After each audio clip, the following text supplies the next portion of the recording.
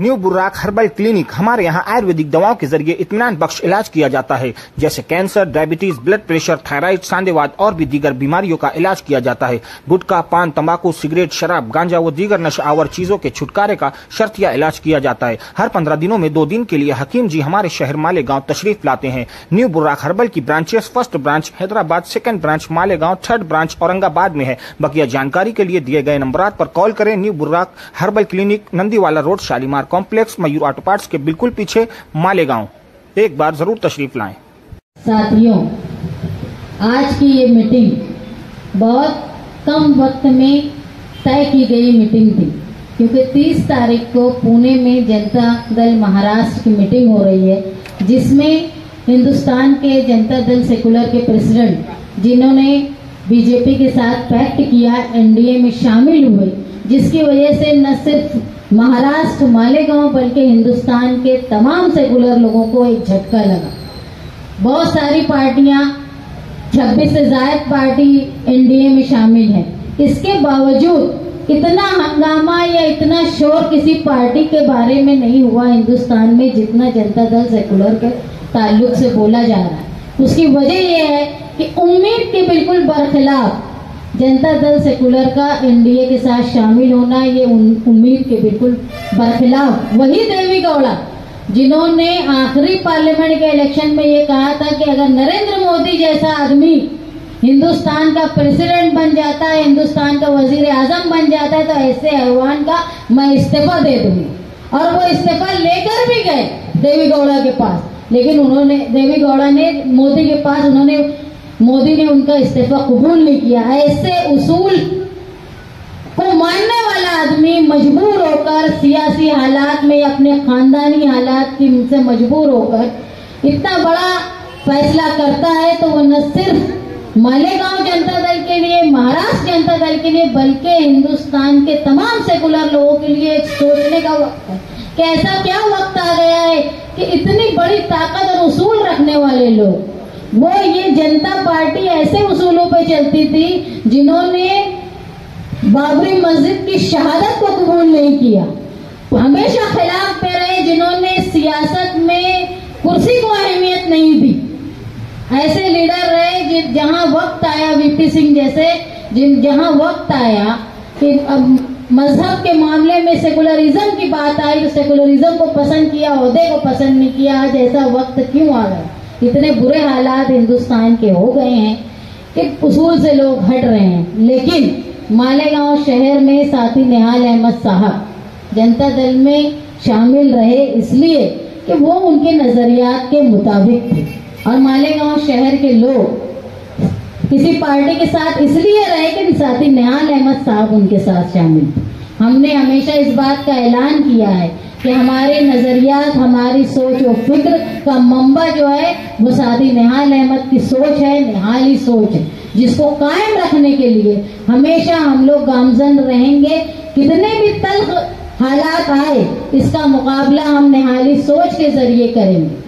अभी पिछले दिनों आपने देखा कि पार्लियामेंट ये ऐवान ऐसा है जहाँ कुछ रोज पहले नरेंद्र मोदी ने कहा था कि यहाँ सभ्य भाषा का इस्तेमाल हो, यहाँ तहजीब का इस्तेमाल हो, वहीं चंद रोज के बाद उनकी पार्टी के एक मेंबर ने कुंवर दानिश अली को सख्त लफ्ज सिर्फ जाती बुनियाद पे दिया, जबकि माली तौर पे, सियासी तौर पे, समाजी तौर पे वो रमेश भदौरी जो था, उसका कोई मुकाबला कुंवर दानिश अली से नहीं था। न तालीमी लियाकत उसके अंदर है, न उसके अंदर सियासी लियाकत है, न माली लियाकत है।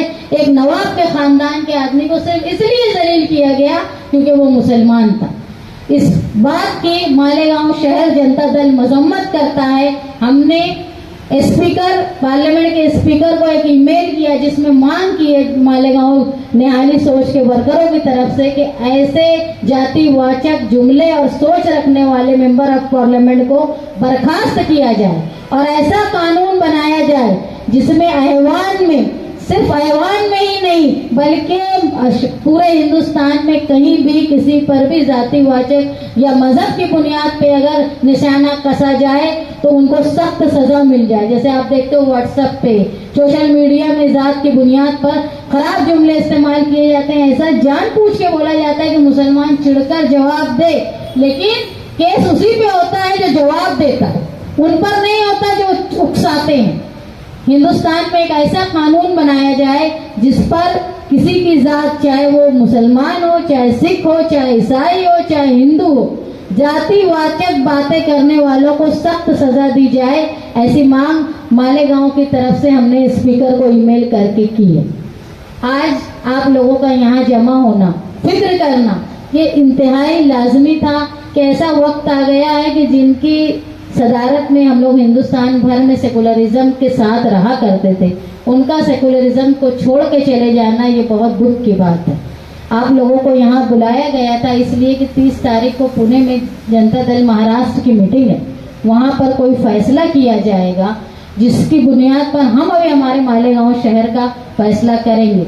मुख्तलिफ लोगों की बातों को समझ के मैं शुक्रगुजार हूँ आप लोगों की कि आपने इस बात का मुझ पर भरोसा किया कि हम अगर निहाली सोच के साथ कोई फैसला करेंगे तो तमाम वर्कर, तमाम लोग हमारे साथ रहेंगे। मैं आप लोगों से जनता दल मालेगांव की प्रेसिडेंट होने के नाते और साथ ही निहाल अहमद की जानशीन होने के नाते, उनकी बेटी होने के नाते आपसे ये वादा करती हूँ कि कोई भी फैसला हो, हिंदुस्तान में कोई भी लीडर किसी भी मुफाद के लिए कहीं भी चला जाए, हम लोग निहाली सोच और सेकुलरिज्म के खिलाफ कभी नहीं जाएंगे। आपसे मैं ये वादा करती हूँ, जो सोच यहाँ बैठे हुए बहुत सारे लोग ऐसे हैं जिन्होंने साथी निहाल अहमद के साथ इतना वक्त गुजारा है जितना मैंने भी नहीं गुजारा, तो आप लोगों की उम्मीदें, आप लोगों की चाहत, आप लोगों की सोच कि आज भी आप इस वजह से हम लोगों के साथ हो कि साथी निहाल अहमद के उसूलों को हम लोग लेकर चल रहे हैं, तो हम हर वो फैसला वही करेंगे कि अगर साथी निहाल अहमद साहब अगर होते तो वो क्या फैसला करते, वही फैसले के उनकी सोच के मुताबिक फैसला होगा।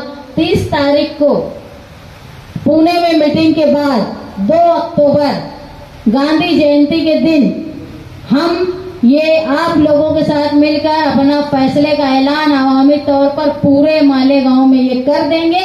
और मैं आपको यकीन दिलाती हूँ हर फैसला ऐसा होगा जो आपकी चाह, सोच और उसूल के मुताबिक। आप लोग यहाँ आए और इतनी बारिश और मौसम की शिद्दत के बावजूद बड़ी तादाद में आए, मैं आप लोगों की शुक्रगुजार हूँ और उम्मीद करती हूँ कि चाहे हिंदुस्तान के हालात कुछ भी हो, हम जिस तरह साथी निहाल अहमद साहब ने मालेगांव को बचा के रखा, जहाँ जहाँ मुसलमान ताकतवर थे, चाहे वो मुरादाबाद हो जहाँ मुसलमानों की सनत थी पीतल की बर्तन की, वहाँ हम फसाद करवाकर उनकी सनत को खत्म किया गया। भागलपुर में मुसलमानों की सनत को खत्म किया गया, भिवंडी में मुसलमानों की सनत को खत्म किया गया, लेकिन अल्हम्दुलिल्लाह साथी निहाल अहमद साहब के उसूलों और उनकी दूरअंदेशी की वजह से मालेगांव महफूज रहा, बुनकर महफूज रहा। वैसे ही सियासत जारी थी, जारी है और इंशाअल्लाह जारी रहेगी।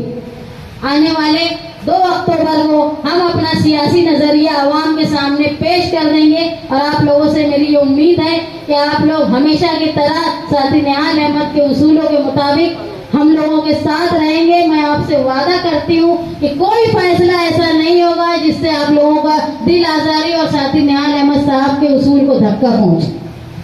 नहीं लगता था कि ऐसे वक्त में भी इतनी बड़ी तादाद मीटिंग में आएंगी और अभी भी बारिश का सिलसिला शुरू हो गया। अगर बारिश तेज हुई तो आप लोग हॉल में जा सकते, हम लोग यहाँ माइक से बोलेंगे। यहाँ पर बैठा हुआ हर शख्स एक फिक्र लेकर आया है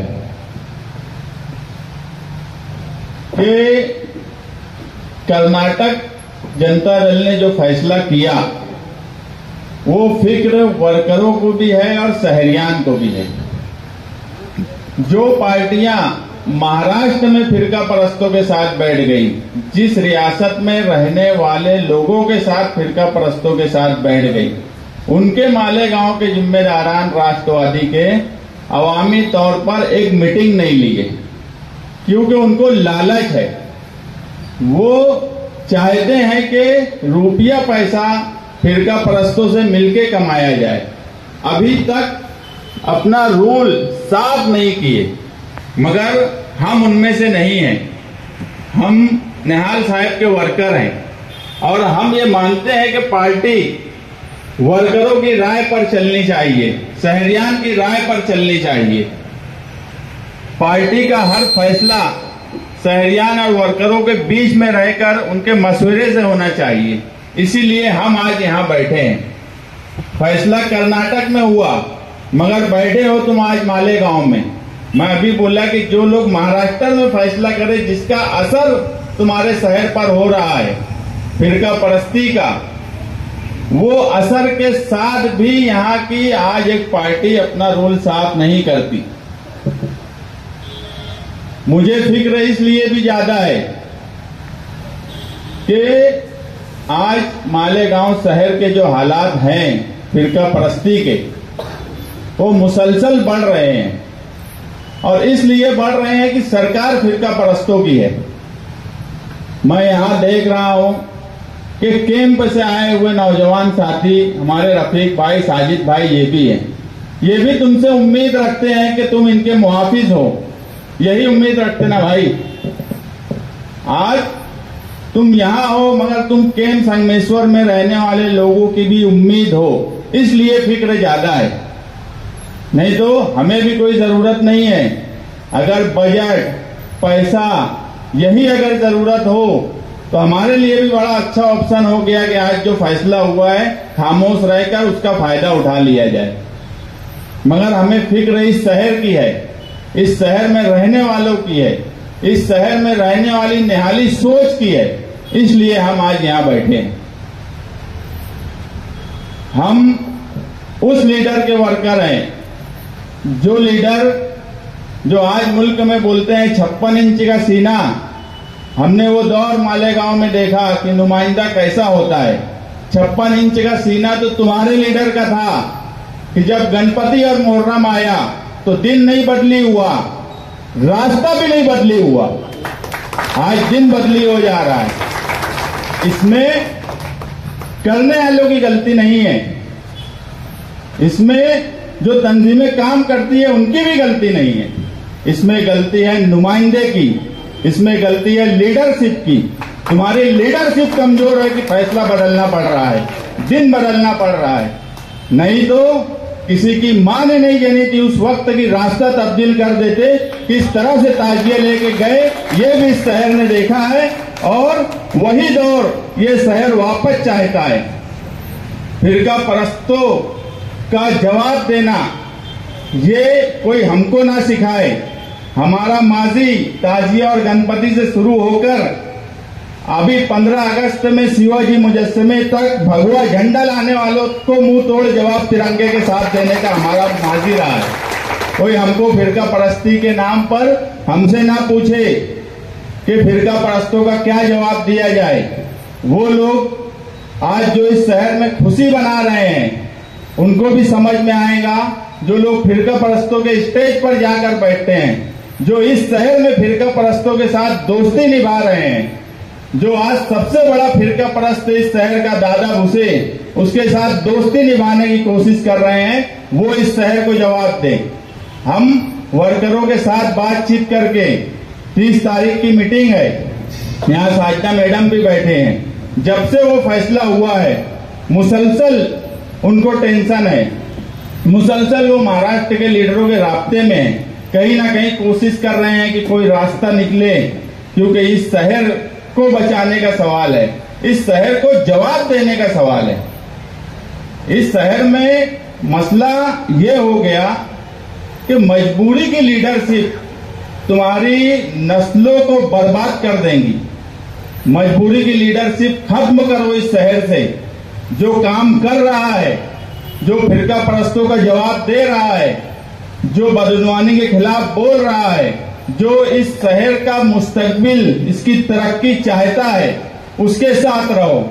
मगर बड़े अफसोस के साथ मुझे कहना पड़ रहा है कि शहर ने क्या बात है, क्यों कि मजबूरी की लीडरशिप कि बस कुछ नहीं, मजबूरी है। मजबूरी की लीडरशिप तुम्हारी औलादों को भुगतना होगा।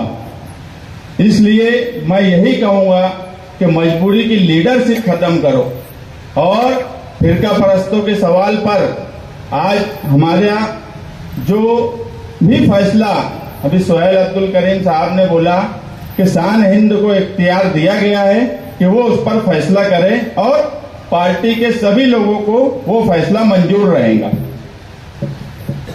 तलवाड़ा के सवाल पर मैं आपको एक बात बता दूं, लगभग 6 साल का वक्फा हो गया।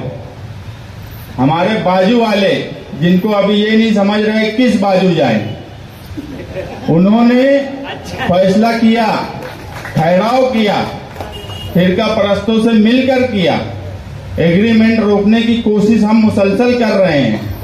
मगर जब तलवाड़ा के सवाल पर हम कारपोरेशन गए कि पाइप चोरी का डाला जा रहा है, चोरी से पानी लिया जा रहा है, उस पर बंदिश लगाई जाए, उस पर बंदिश लगाने की कोशिश भी हो रही है। तलवाड़ा का जो पाइपलाइन 880 फिल्टर प्लांट तक आने वाला है, उसका टेंडर जल्दी निकाला जाए। इस सवाल पर इस शहर के नुमाइंदे का इतना गैर जिम्मेदाराना बयान कि पानी हमेशा चोरी होता है, ये एक एमएलए का बयान हो सकता है? इतना गैर जिम्मेदाराना बयान कि तुम वो चोरी पर एक लफ्ज नहीं बोल रहे हो और ये बोल रहे हो कि पानी हमेशा चोरी होता है। इससे गैर जिम्मेदाराना बयान मैंने मेरी जिंदगी में नहीं सुना कि कोई इतना भी गैर जिम्मेदार हो सकता है इस शहर का नुमाइंदा। मैं आपको एक बात बोल रहा हूं कि कुछ लोगों ने ठहराव करके दिया, अब जो है कुछ लोग एग्रीमेंट की इस गैर जिम्मेदाराना बयान के पीछे कुछ लोग चाह रहे हैं एग्रीमेंट, दोस्ती में एग्रीमेंट करवाना चाह रहे हैं। वो भी शहर के सामने आने वाला है कि किस तरह से दोस्ती दादा भूसे से निभाई जाए, तो एग्रीमेंट में किस तरह से मदद की जाए, वो कोशिश भी इस शहर में हो रही है। वो भी हम देख रहे हैं, हमारी नजर भी उसके ऊपर है और वक्त आएगा तो सबूत के साथ हम लोगों के सामने वो चीज भी रखेंगे। मेरा सिर्फ इतना बोलना है कि आप लोग फिक्र मत करो, अच्छा फैसला कभी कभी मुसीबत में, जब मुसीबत आती है तो कभी कभी अच्छी राहें खुल जाती है। आप यकीन मानो तुम्हारे मुस्तकबिल के लिए अच्छी राह खुलेंगी। आज जो भी कर्नाटक में हुआ है, इसी में तुम्हारी मुस्तकबिल की राह खुलेंगी, क्योंकि तुम उम्मीद हो। 12 नवंबर के लड़के भी यहां खड़े हैं एक दो, तुम 12 नवंबर में जो मजलूम थे उनकी उम्मीद हो। तुम सडाना में अभी 1 महीना पहले 35 घर था, वहां एक घर पर हमला हुआ, वो घर रात में 1 बजे मालेगांव में तुम्हारे ऑफिस पर आया। आप इसको छोटी बात मानते हो? 1 बजे वो घराना यहां पर इस ऑफिस पर था। मैं एडिशनल एसपी को फोन किया कि ये ऐसा ऐसा हो रहा है। दूसरे दिन एडिशनल एसपी को सडाना जाना पड़ा। उस लड़के के ऊपर मामूली जो व्हाट्सएप और इंस्टाग्राम पर उसने कुछ लिखा था, वो भी एक्शन का रिएक्शन था। एक्शन के रिएक्शन में भी उसके घर पर हमला हुआ और वो लोग जब मालेगांव आए तो वो किसी एमएलए के पास नहीं गए, वो किसी लीडर के पास नहीं गए, वो आए तो सिर्फ तुम्हारे पास आए। तुम उन मजलूमों की उम्मीद हो, इसलिए फिक्र ज्यादा है इस फैसले पर कि ये जो हो रहा है कर्नाटक में, इसलिए हमें ज्यादा फिक्र है कि आप लोगों से मजलूम, गैर फिरका परस्त, सेकुलर, आज आसपास के देहात, तुम्हारे आजू बाजू के महल्ले, वो तुमसे उम्मीद लगाए हैं कि अगर उनके ऊपर कुछ होगा तो निहाल अहमद के मानने वाले लोग उनके लिए 56 इंच का सीना लेके खड़े रहेंगे। ये उम्मीद है उनको, इसलिए वो तुम्हारे साथ है, इसलिए हमको फिक्र ज्यादा है। काम में आए हुए जनता दल के फिक्रमंद वर्करों, आज के प्रोग्राम की सदर साहबा शान-ए-हिंद, पार्टी के जनरल सेक्रेटरी जनाब मुस्तकिम डिन्नटी साहब, पार्टी के तमाम जिम्मेदारान, आज ये जो मीटिंग हो रही है, ये शहर जिस तरह की परेशानी में है, जिस तरह की फिक्रमंदी का इजहार कर रहा है, जनता दल का वर्कर जिस तरह परेशान है, मालेगांव का वर्कर ही नहीं परेशान, महाराष्ट्र जनता दल में राष्ट्र सेवा दल का वर्कर है जो जिंदगी में हमेशा सोशलिस्ट निजाम के साथ रहा, सोशलिज्म के साथ रहा, वो कभी नहीं बदला, कभी नहीं बदलता। आपने देखा होगा निहाल अहमद साहब के अजीज दोस्त शरद यादव पार्टी फूटी वो गए, जॉर्ज फर्नांडिस समता पार्टी बना के अलग गए, लालू यादव ने आरजेडी बनाई, नीतीश कुमार ने पार्टी बनाई, मुलायम सिंह ने पार्टी बनाई, मगर निहाल अहमद साहब देवी गौड़ा के साथ इसलिए थे कि निहाल अहमद साहब ने बायलांस बनाया जनता दल का। जनता दल के बायलांस में सेकुलर है ये पार्टी, ये बायलांस में लिखा है जनता दल के, और किसी पार्टी के बायलांस में नहीं है ये लफ्ज। जो जनता दल परिवार है, बीजेडी हो और मुलायम सिंह की पार्टी हो, आरजेडी की पार्टी हो, नीतीश कुमार की पार्टी हो, किसी पार्टी में सेकुलर ये लफ्ज नहीं लिखा है, बोलने को सेकुलर सब है। लेकिन जिस शख्स ने जनता दल की घटना में बायलांस में सेकुलर लफ्ज इस्तेमाल किया वो निहाल अहमद साहब थे, इसलिए देवी गौड़ा के साथ थे। आज देवी गौड़ा साहब ने जिस तरह की हरकत करने पर उनके बेटे ने उनको मजबूर किया, उसने पूरे हिंदुस्तान के सोशलिस्ट वर्कर वुमन परेशान है। आज सुबह में जब टीवी खोली तो एनडी टीवी पर एक खातून बेंगलोर की एमएलए बोल रही थी, और वो ये बोल रही थी कि हमने जिंदगी भर सोशलिज्म का साथ दिया, मगर आज किसी भी वजह से सही देवी गौड़ा साहब ने अपने बेटे के दबाव में सही जो भी किया, मैं इसकी मजम्मत करती हूँ। और उसने ये कहा कि हम 6-7 लोग चले जाएंगे। मेरे पूरे हिंदुस्तान का वर्कर आज इस बात को लेके परेशान है। आप देखो आपके यहाँ व्हाट्सएप पे जनता दल में ये हो रहा है, देवी गौड़ा ने ये कर दिया, जनता दल का वर्कर क्या करेगा? कभी अजीत दादा से पूछे, कभी शरद पवार से पूछे, कभी राष्ट्रवादी के वो जो साहब बैठे बाप बैठे उनसे पूछे कि तुम्हारा आदमी तो वहां चला गया, बीजेपी में मिनिस्ट्री ले लिया, तुम उससे क्यों नहीं पूछते कभी? क्योंकि उनकी व्यक्ति इस शहर में नहीं है। उनको जातिवाद का मारने वाला, जातिवाद को खत्म करने वाला, जातिवाद के लिए लड़ने वाला नहीं माना जाता। तुमको माना जाता है, उनको नहीं माना जाता। तुम्हारे लीडर ने चाहे जिस तरीके से हो, चाहे ताजिया उठा के हो, चाहे क्रेशर पर 29 जून 1983 पर उन पर हमला हुआ, क्या वो किसी का कुछ खा के बैठे थे हमला हो गया? मालेगांव के मुसलमानों का साथ देने की सजा निहाल अहमद साहब को 34 टाके के रूप में मिली थी। जानलेवा हमला हुआ था 29 जून 1983 को। यह शहर का जनता दल का वर्कर और सोशलिस्ट वर्कर महाराष्ट्र का, और खुसूसन वो वर्कर जो राष्ट्र सेवा दल से आया है, वो कभी नहीं तब्दील होता।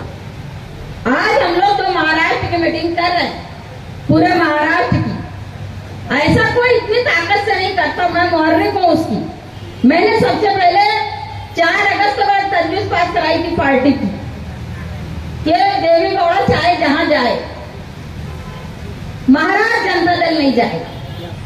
कौमी सदर के साथ महाराष्ट्र जनता दल नहीं रहेगा। उसकी अपनी सोच है, जो पुरानी, जो राष्ट्र सेवा दल की है, जो सोशलिस्टों की है, जो निहाली सोच है, ये लिखा हुआ है उसमें।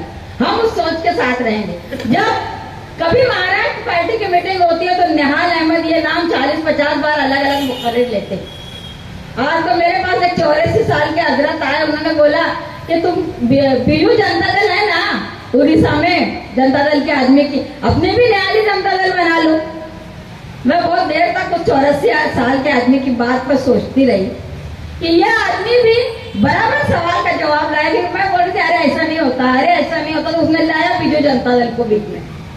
मेरे बोलने का मतलब है कि तुमसे सवाल किया जाता है, तुमको पूछा जाता है कि ये हो रहा है, वो हो रहा है, वो हो रहा है, लेकिन तुमसे ही क्यों? क्योंकि तुमसे ही उम्मीद है कि तुम जातिवाद का विरोध करोगे, फिरका परस्ती का विरोध करो। अभी कल मैंने सतारा में जो एक देहात में एक नौजवान को मार दिया, उसके बारे में निवेदन दिया। ये मुहर्रिक भी मैं ही थी इसकी दिनडोरी में कि किसी तरीके से ये मामले को पूरी 14-15 पार्टियां उठाए और पूरी 14-15 पार्टियों ने महाराष्ट्र भर में निवेदन दिया, मुजाहरे किए, आंदोलन किए। मुझे बोलना यह है कि सोशलिस्ट वर्कर जो है वो कभी तब्दील नहीं होता, वो फिरका परस्ती के हमेशा खिलाफ रहता है। इसीलिए वर्कर ये न्यायालय अहमद साहब की ताकत थी। आज हम लोकसभा में देखते हैं कुंवर दानिश अली पहले ऑल इंडिया जनता दल के सदर थे, सेक्रेटरी थे। क्यों चले गए कुंवर दानिश अली? दिन भर बीएसपी में जाकर पार्लियामेंट के मेंबर बने। जब मुझे महाराष्ट्र वर्ष में एक दवाखाने में एक जले हुए आदमी की बीवी ने मुझे फोन किया था, मैं सामान्य रुग्णालय में थी, मुझे फोन आ रहा है महाराष्ट्र वर्ष से कि कुंवर दानिश अली पार्टी छोड़ के जा रहे हैं। मैं सुनती रही। जब मैं बाहर निकली और मैंने उनको फोन किया तो उन्होंने बोला मैं तुमको 2 बार फोन कर चुका हूँ, तो उठाते नहीं आप। मैं बोली मैं दवाखाने में थी, एक और आदमी के पास मैंने मोबाइल दे रखा था। मैंने पूछा क्या बात सच है? उन्होंने जो जुमला कहा वो आज सच साबित हो रहा है। उन्होंने कहा कि जहां मुस्लिम आबादी है, जहां मैं हिंदुस्तान भर में पार्टी का काम करता हूं, मुझे पार्लियामेंट का टिकट नहीं देते देवेगौड़ा साहब। मेरे पास कोई रास्ता नहीं है पार्लियामेंट में जाके अपनी कौम की बात रखने का। इसलिए मैं जाना चाहता हूं, आपकी क्या राय है? मैं बोली कि आपको तो कभी मौका नहीं मिलने वाला है। दुख होगा बहुत मुझे, क्योंकि मेरे बहुत करीब और रिश्तेदार की तरह, एक परिवार की तरह दानिश अली का साथ रहा। 2009 में जब पार्लियामेंट का इलेक्शन हो रहा था तो दुनिया और जगह जगह बुलंद इकबाल के साथ दानिश अली थे। मालेगांव में दानिश अली ने बहुत तकरीरें की। कुंवर दानिश अली एक राजा खानदान से आने वाला शख्स है। लोकसभा में इतने गलीज रकीक हमले उस आदमी पर हुए। मुझे तो इस पर अफसोस है कि स्पीकर की कुर्सी पर जो शख्स बैठा था वो कांग्रेस से 7 बार पार्लियामेंट का मेंबर रह चुका था। उसने एक बार भी रोकने की कोशिश नहीं की रमेश भदौड़ी को कि तुम मत बोलो, ये जो जुमले तुम इस्तेमाल कर रहे हो, जात पात की बात बोल रहे हो, आतंकवादी बोल रहे हो, तुम उनको गलत सलत जुमले बोल रहे हो। मैं बयान नहीं कर सकती, मैंने खुद वो सुने पार्लियामेंट की कार्रवाई में। आखिर एक बात होती है कि हर चीज में अल्लाह की मसलियत है। शायद यही मसलियत थी कि अल जजीरा से लगा के दुनिया भर के तमाम अखबारात ने हिंदुस्तान में पार्लियामेंट के अंदर पार्लियामेंट के एक मेंबर, मुस्लिम मेंबर को बाकायदा दबाया गया, जात पात की गालियां दी गई, कटवा वगैरह जैसे जुमले इस्तेमाल किए गए, मुल्ला बोला गया। बाकी जुमले तो मैं बोल भी नहीं सकती। बहरहाल आज देश की जो हालत है उस हालत को मद्देनजर रखते हुए महाराष्ट्र जनता दल को के 5-7 लोग हम हैं जो इस बात की कोशिश कर रहे हैं कि महाराष्ट्र में ऐसा कोई फैसला हो जाए, महाराष्ट्र इकाई कोई ऐसा फैसला करे जो महाराष्ट्र भर के लिए जातिवाद और फिरकापरस्त ताकतों के खिलाफ जाए और एक ताकत बने। और इसके ही लिए हम लोग मीटिंग कर रहे हैं 30 सितंबर को। मगर उससे पहले आज और कल मुझे कुछ रियासतों से फोन आए और 10 रियासतों की जनता दल के वर्कर जयपुर में एक मीटिंग कर रहे हैं कि देवेगौड़ा के फैसले को किस नजर से देखा जाए और उनके खिलाफ क्या कार्रवाई की जाए। इस पर भी जनता दल का वर्कर जो हिंदुस्तान भर में जगह जगह बटा हुआ है वो ये कोशिश कर रहा है कि इसके लिए अपने को क्या फैसला करना है, कौन से पार्टी में जाना है, नहीं जाना है, सबको इकट्ठा कैसे करना है, इसके लिए वो बात कर रहा है। मैं आप लोगों से यही उम्मीद रखती हूँ कि आपके खिलाफ चाहे जो बोले एक बात मान लो कि उन उसूलों के लिए हस्ती कुर्बान, जिनको पूजा है कभी पूजने वालों की तरह, ऐसी राहों से अलग है मेरी राहें लोगों, जहां इंसान भी दिखते हैं रिसालों की तरह। कितनी पार्टियां बनी, जन जागरण समिति, कांग्रेस, फिर राष्ट्रवादी, कुछ नहीं, उनके खिलाफ कुछ नहीं बोला। हाल यह है कि कल अमित शाह जब आया बंबई में तो अजित यादव पवार को सामने बुलाया तक नहीं। ये हाल उनका भी हो गया है। मैं आपसे एक ही गुजारिश करती हूँ कि जनता दल के फैसले के साथ रहिए और एक बात हमेशा याद रखिए कि निहाल अहमद साहब ने जिस तरह के फैसले किए उस तरह फैसले की कोशिश महाराष्ट्र जनता दल करने जा रहा है। मुझे याद है एक बार जब निहाल साहब 1999 में इलेक्शन आ रहे तो मजीद मोमिन मेरे घर आए। मेरे घर आने से पहले उन्होंने फार्मेसी कॉलेज के डायरेक्टर बोर्ड से मुलाकात की और उनको पहले मेरे घर भेज दिया, कुछ वकीलों को भेज दिया। जब सब आ गए तो बैठने जगह नहीं थी, तो मेरे यहाँ डाइनिंग हॉल में आके बैठे और साहब को और मुझे बोला कि हम तुमसे कुछ बात करना चाहते हैं। साहब बोले सबके सामने करो। बोले नहीं, तेरा प्राइवेट बात है। उन्होंने कहा ये कि मुझे शरद पवार ने भेजा है और मुझे ये कहा है कि निहाल अहमद साहब को बोलो कि आप राष्ट्रवादी में आ जाएं, आपको राज्यसभा में लिया जाए। साहब का चेहरा तमतमा गया गुस्से से। बोले तुम्हें ये हिम्मत कैसे की मुझसे बात करने की? क्योंकि मुझे याद है जब सरकार गिर रही थी, साहब मिनिस्टर थे 78 में और सरकार गिर रही थी, इंदिरा गांधी गिरा रही थी सरकार यहाँ के पार्लियामेंट के महाराष्ट्र के लोगों के बोलने से। तो साहब को इंदिरा गांधी ने फोन किया था और उनसे कहा था कि मैं तुमको वजीर आला जिंदगी में बनाए रखूंगी, आप कांग्रेस में आ जाओ। साहब का जुमला बड़ा तल्ख था, मैं कांग्रेस पर पेशाब करता, जिसने हमको लूट लिया, इस कौम को बर्बाद कर दिया, इस नस्ल को बर्बाद कर दिया। एंटी कांग्रेस बनाया इस शहर को निहाल अहमद साहब ने। एंटी कांग्रेस है ये शहर। ये अलग बात है कि हालात, रोड का बंटवारा, इलाका वारियत किसी की जीत का सबब बनी हो, मगर सच्चाई ये नहीं थी। उस दिन जब वो बैठे थे साहब और वो बोल दिए मजीद मोमिन, तो साहब बोले कि आप जरा मेरी बीवी से तो पूछो उसकी क्या राय है। तो उन्होंने मुझे पूछा कि अगर साहब राज्यसभा में चले जाए हमारी पार्टी से तो आप क्या करेंगे? मैं बोली कि मैं साहब के खिलाफ रहूंगा।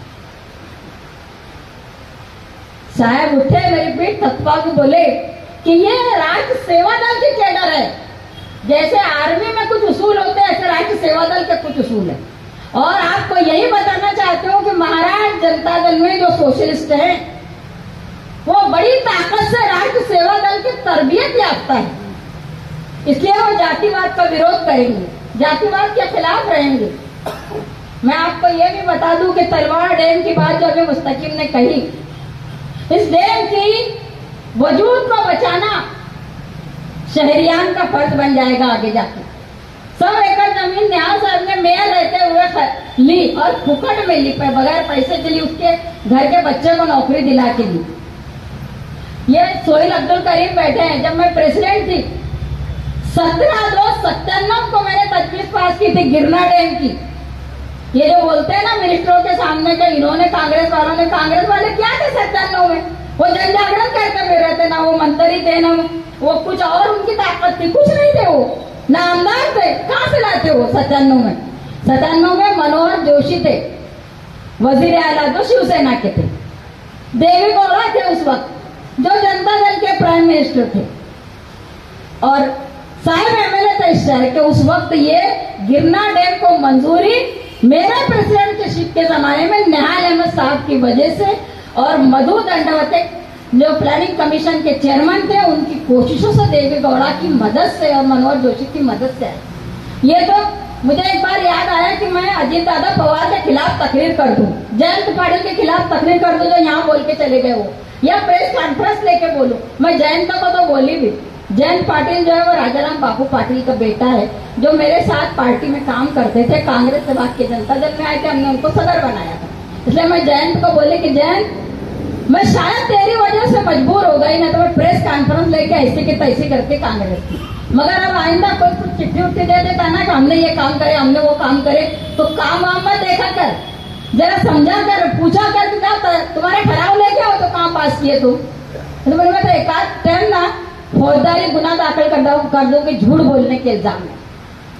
मैं आप लोगों को यकीन दिलाना चाहती हूँ कि जनता दल सेकुलर है, सेकुलर रहेगा, और उसके लिए महाराष्ट्र जनता दल अपनी पूरी ताकत लगाएगी कि एकाएक कायम रहे, यूनिटी कायम रहे। आप आए, मेरी बात सुनी, आपके शुक्रिया के साथ मैं अपनी बात खत्म करती। इंतहाई अहम मीटिंग किसान साहिबान, शाह नईम साहिबान, महाराष्ट्र जनता दल के general secretary Tajda madam, general Malegaon शहर जनता दल के सेक्रेटरी मुस्तकिम डिग्निटी, हमारे अव्वलिन डिप्टी मेयर रशीद शेखजौले वाले साहब, कारपोरेटर हजरात और सबसे बड़ी ताकत जो हमारे जनता दल के जो बड़ी तादाद में यहाँ पे हमारे जो जिम्मेदारान आए, वर्कर्स आए, जाबाज लोग आए। ये मीटिंग सही मानों में इसलिए भी अहम है कि आज पूरा हिंदुस्तान फिरका परस्ती में रंगता जा रहा है। जो चीज़ को पहले मायूब समझी जाती थी कि बहुत बड़ी बात है, मस्जिद के आगे पटाखा फूट के तो उस पर कभी फसाद हो जाया करता था, आज मस्जिद को शहीद किया जा रहा है मगर कोई बोलने वाला नहीं। इसकी सबसे बड़ी वजह यह है कि हमारे पास अब वैसे रहनुमा नहीं है। दिल्ली से दिल्ली तक कोई मुसलमानों के वास्ते लड़ने वाला मुस्लिम रहनुमा नहीं है। मुसलमानों से हमदर्दी करने का मतलब ये लोगों को लग गया कि वो उनका कैरियर खत्म हो जाएगा, उनको वो माशी तौर से बर्बाद हो जाएंगे। ये डर जहाँ रहते हैं वहाँ पे अल्लाह कामयाबी नहीं देता। मालेगांव में निहाल साहब जैसे लीडर थे, जब तक निहाल साहब जैसे लीडर थे मालेगांव में किसकी हिम्मत नहीं थी। मालेगांव क्या महाराष्ट्र में किसकी हिम्मत नहीं थी कि कोई फिरका परस्ती कर सके, मुसलमानों के साथ में कोई ज्यादती कर सके। ये हो नहीं सकता था कभी, और जहां भी होता था वो महाराष्ट्र में हो के दिल्ली में हो, आवाज मालेगांव से उठती थी। आज पार्लियामेंट के अंदर कंवर दानिश अली जो बीएसपी का एमपी है, यूपी जैसी रियासत से चुन के आता है जहां पे बड़ी ताकत है मुसलमानों की, आज पार्लियामेंट के अंदर जो कि इंतहाई अहम सेशन था, नया पार्लियामेंट का इफ्तिताह भी था, महिला बिल का भी था, पूरे के पूरे मेम्बरान वहाँ पे मौजूद थे। उनके सामने अगर कभी वो मुसलमानों को गाली देता है, मुसलमान एमपी का नाम लेके गाली देता है, उनको फिरकापरस्त, उनको आतंकवादी बोलता है, और उसके बोलने के अलावा उनकी बॉडी लैंग्वेज इतना बुरा है, और सारे लोग जो सेकुलर का जो चोला ओढ़े वो भी हंस रहे थे। वहां पे तो फिरका परस्त और सेकुलर सारे लोग बैठे थे, किसी ने वहां पे उस वक्त अपोज क्यों नहीं किया। सबको वहां पे पावर है, सबको वहां पे इक्वलिटी है। वहां पर आज जबकि दानिश्वर लोग बैठते, इतने बड़े बड़े कॉन्स्टिट्यूएंसी के जो नुमाइंदगी करते, सेकुलर वोट पे चुन के आने वाले भी थे, जो सेकुलर का ढोल लेके पीटते रहते, ऐसे लोग भी वहां पे थे, पर किसी ने वहां क्यों नहीं बोला। आज हमको हमारा मासला हमको खुद करना है, हमको हमारा एवोल्यूशन खुद करना है, हम कहाँ खड़े हैं और हमको आगे हमारा क्या मुस्तकबिल रहेगा। ये कंवर दानिश से बड़ी बात तो जिसको लोग नजरअंदाज करें, मुझे सबसे ज्यादा बुरी बात जो लगी है आज तक के अंदर कि वो मॉब लिंचिंग भी हुई है, वो भी मैं एक बार बर्दाश्त करता, चलो भाई गौ का था, कानून था, या कोई भी रंग में रंगा गया था, या इसके अलावा भी कई मस्जिदें शहीद हुई। उससे बड़ी बात जो यूपी के अंदर हुआ है कि स्कूल के अंदर मुस्लिम बच्चे को खड़े करके टीचर हिंदू बच्चों से मार खिला दी। ये सबसे आज तक की मैं बोलूंगा कि सबसे ज्यादा शर्मिंदगी की बात हिंदुस्तान के लिए, हमारे दस्तूर के लिए, हमारे कॉन्स्टिट्यूशन के लिए, और हर हिंदुस्तानी शहरी का सर शर्म से जब झुकना चाहिए।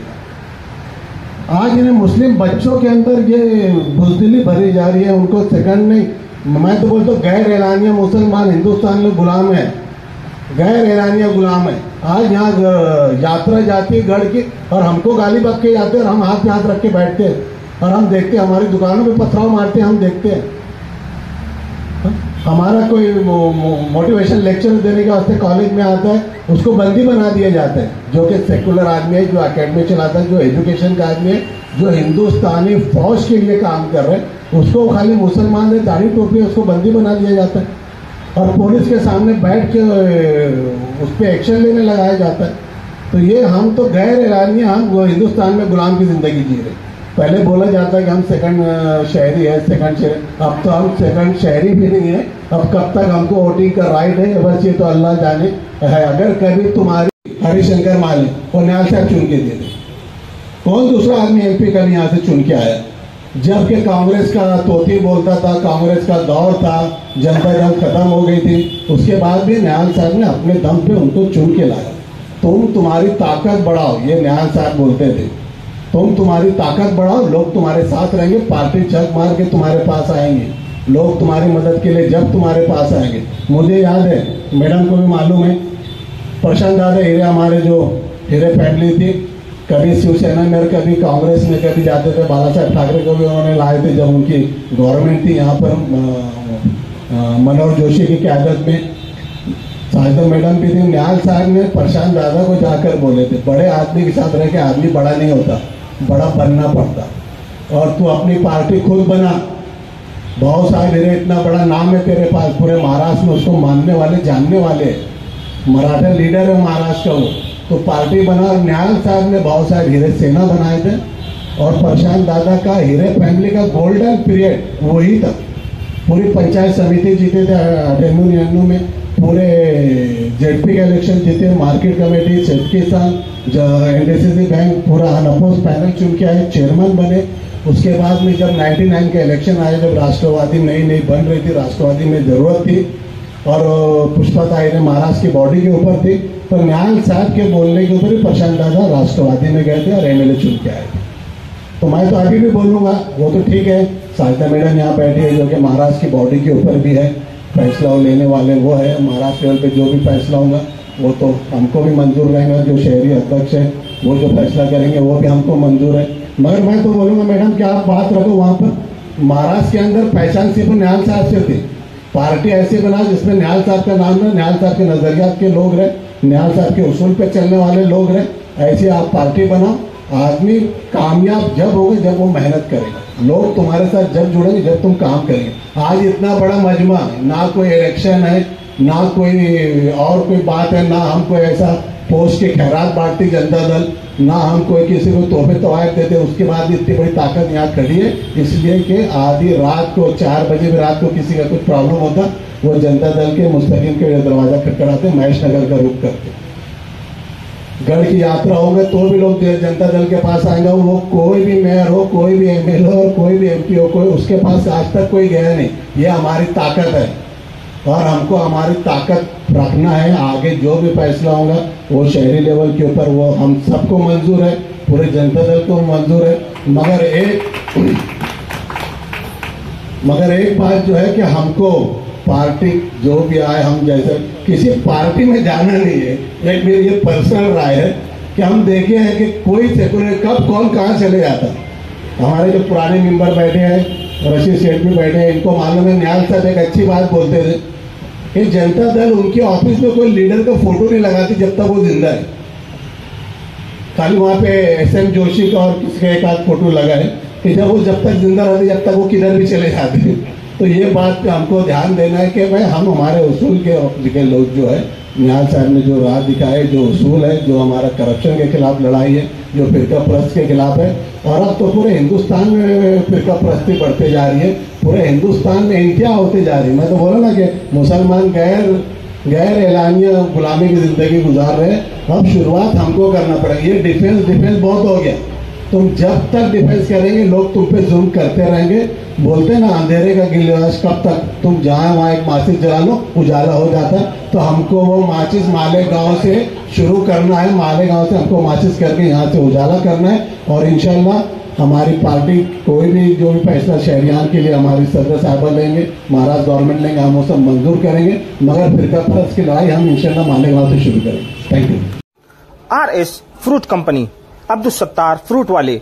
हमारे यहाँ कई किस्म के फ्रूट मिलेंगे जो शायद आपको कहीं देखने मिले या मिल सके, जैसे मैंगो स्टील, रसबेरी, मलबेरी, शहतूत, चेरी, एवोकाडो, ब्लूबेरी, अमरफल, मिनी ऑरेंज, इंपोर्टेड अंगूर, सेब, आम, संतरा, मौसम्बी, चीकू, लीची केला, मिस्री केला, फैशन फ्रूट, और साथ ही गिफ्ट देने के लिए कई तरह के फ्रूट के मिक्स पैकेट भी तैयार मिलेंगे। हमारा पता याद रखें, उर्दू लाइब्रेरी के बिल्कुल नीचे राम सेतु पुल। हमारे नंबरात पर कॉल करें।